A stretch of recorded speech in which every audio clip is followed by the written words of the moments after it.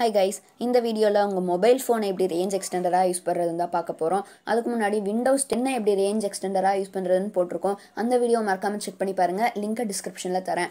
இந்த ட்ரிக்கை பண்றதுக்கு உங்களுக்கு கொஞ்சம் லேட்டஸ்ட் ஃபோனா இருக்கணும். அப்படி உங்ககிட்ட இருந்ததுன்னா நீங்க வைஃபை ஆன் பண்ணிக்கோங்க. ஆன் பண்ணோனே ஏதாவது ஒரு நெட்ல கனெக்ட் பண்ணிக்கோங்க. இப்போ நான் என் நெட்ல கனெக்ட் பண்ணிக்கிட்டேன். இதுக்கப்புறம் ஹாட்ஸ்பாட் ஆன் பண்ணிக்கோங்க. ஹாட்ஸ்பாட் ஆன் பண்ணோம்னா வைஃபை ஆஃப் ஆகுதுன்னு கேட்டிங்கன்னா அதுதான் லேட்டஸ்ட் ஃபோன்ஸ்லலாம் கிடையாது.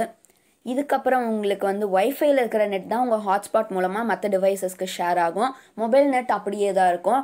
ஸோ இப்போ பார்த்தீங்கன்னா இதை டெஸ்ட் பண்ணுறதுக்காக நம்ம இன்னொரு ஃபோன் எடுத்திருக்கோம். நம்ம ஃபர்ஸ்ட் வைஃபை ஆன் பண்ணிக்கலாம். ஆன் பண்ணோன்னே ஓப்போ S17 இருக்கிறது தான் உங்களோட வைஃபை ரேஞ்ச் எக்ஸ்டெண்டர். பிரணவங்க இருக்கிறது தான் என்னோட ஒரிஜினல் ஹாட்ஸ்பாட்.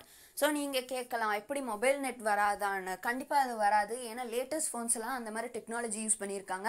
அதனால் உங்களோட மொபைல் நெட் வராமல் வைஃபையில் இருக்கிறதே ட்ரான்ஸ்மிட் ஆகும்.